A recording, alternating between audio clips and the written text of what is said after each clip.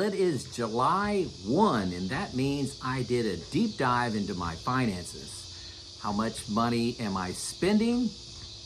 How much money is in each one of my buckets of money, short-term money, near-term money, and long-term growth engine money. I call those buckets 1, 2, and 3. So how much is in each one of those? Can each one of them do their job as far as protect me against a short-term bear market and a long-term bear market, and then growth, not running out of money. That's the bucket 3. So it did all that. Also entered all my numbers into new retirement comprehensive software package.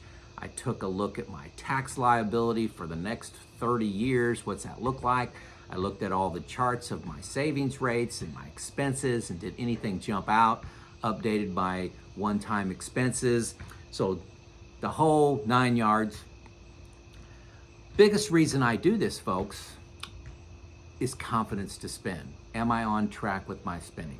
I also only do this once a quarter on purpose. One, I don't want to get bogged down in watching every nickel and every dime every single day. I also don't want to get whipsawed around with, we went on a travel vacation in May, spent a lot of extra money. That's above a baseline. So I don't want to react to those things and say we're spending too much, we're spending too little, we're spending too much, spending too little. So once a quarter seems to work out well for me, and I've been doing this for 5.5 years. So if we haven't met, my name is Joe. I'm 60 years old. I retired 5.5 years ago, and I'm sharing my journey to help you on your journey, perhaps retire 1 year earlier. I hear that all the time in the comments, 3 to 4 a day. Keep them coming. That does give me a lot of motivation to do this work. So I got my notes in my notebook here.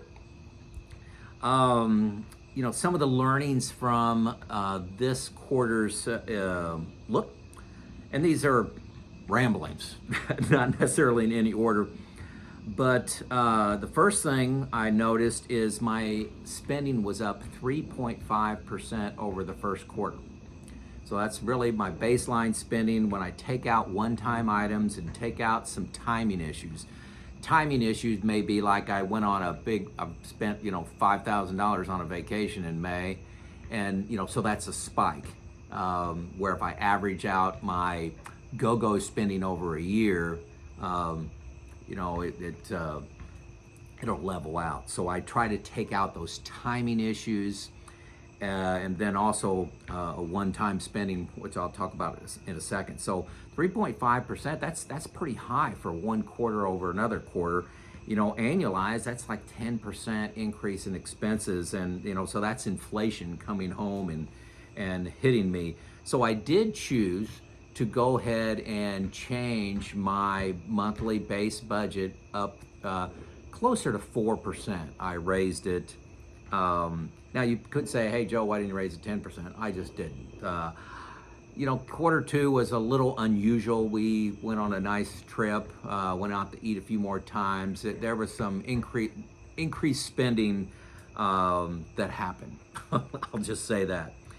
So I did have a big one-time expense hit in quarter 2. My wife had quite a bit of dental work to the tune of $6,300, $6,300. That's a one-time thing. I do have in my one-time spending inside of my budget, I have a $500 a month accrual. So $6,000 a year, $500 a month for surprise one-time events. But I didn't expect to spend it all in the second quarter. All $6,000 were spent in the second quarter. But I do also have larger predicted one-time expenses like a new HVAC system. I have 2 of them in my house, an upstairs unit. I put in $8,000 for that in a couple years. A new roof I have like 6 years from now. I got a couple weddings coming up with a couple of my kids, and I give them a lump sum of money. So I've got the big lump sum knowns that don't occur every single month. And then I got this $500,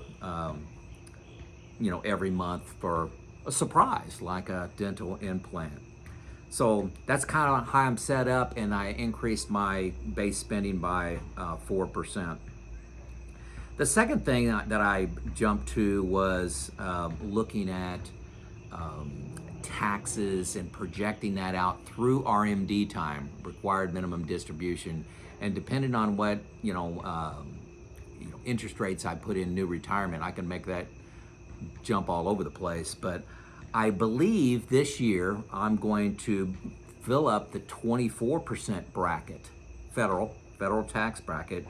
That top end is 364,200, and I'm not going to make that kind of money. I'm retired, but I'm going to convert that in a Roth conversion, just a mega Roth conversion. Part of that is the Tax Cut and Jobs Act expires at the beginning of 2026, maybe, potentially. Who knows? But that 24% tax bracket is going to jump up to 28. The 22 is going to jump up to 25. So I figured getting 24, I'm safe either way. So I think I'm going to do that, and it has a big impact, major impact long term if I get some pretty good returns out of my investments. So really that looks like it makes sense for me, and I could see that on a color stacked bar chart, how much am I paying in taxes every single year by bracket. I love that new retirement. Makes it so obvious what I need to do. I'm currently 80-20 in the stocks to bonds, and bonds fixed. So I'm pretty aggressive, but I still have a nice 5+ years in bucket one, 5+ years in bucket two. Gets me to Social Security, and then my needs go down quite a bit when I'm claiming Social Security. And remember, I've got a small pension. $16,000 a year. I love my pension. I shouldn't call it small, because I absolutely love it. It's nice to have that fixed income coming in. So 80-20. Also, when I was inputting all my data, I've got some I-bonds that I bought when they were paying like 9%. And I made the decision I'm going to sell those. I haven't done it yet, but in the next few days, I'll probably sell my I-bonds that I bought. This is when interest rates were real high, and I wanted to do something.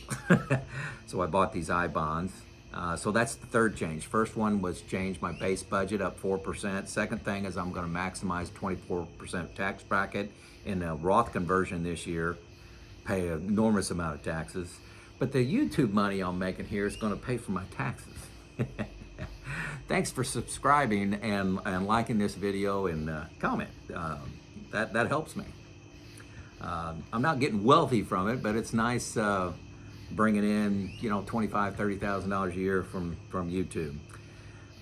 Again, the reason I do this whole exercise, I only do it once a quarter. I spend about 3 hours on it, like I said, but I do virtually no money management the rest of the quarter. So it's 3 hours once every 3 months. So it's an hour a month, but I do it all at once. Another thing I like seeing is I look at my net worth, and just to see how things are trending. I'm spending money in retirement, and actually I retired at a good year at the beginning of 2019. Things were moving up. My net worth is up 39% over when I retired. So spending money, still going up. Stock market's been good to me. My bucket 3 compounded annual growth rate is at 11%. So I couldn't be happier with that. Most of my models I put in optimistic at 9%, so 11% is a good place to be. Yeah, a lot of people think the stock market's overvalued. If it goes down 35, 40%, I'm still okay. I'm back to where I was when I retired, and I've been retired 5.5 years. So things are looking pretty good to me, and that's what I'm looking for with this exercise. Confidence to spend. Am I in good shape? Do I need to tighten things up? Do I need to make any small changes? And I mentioned 3 small changes I'm planning on making, nothing significant at all. As I've stated in other videos, one of the things that I'm really happy with that has changed since I retired is where you can invest bucket 1 money. You used to be getting essentially 0% money on 3, 4, 5 years of money that you needed from your portfolio, and I'm getting close to 5 with that. Got a Fidelity account, and I like playing with that. But no, really good study today. Should have been outside. It is beautiful out here. It's like 68 degrees here in southern Indiana. But hey, that's my update so far. Maybe I'll reflect on a few more things in the coming days, but I wanted to get my quarterly update out there to you. It's Joe out.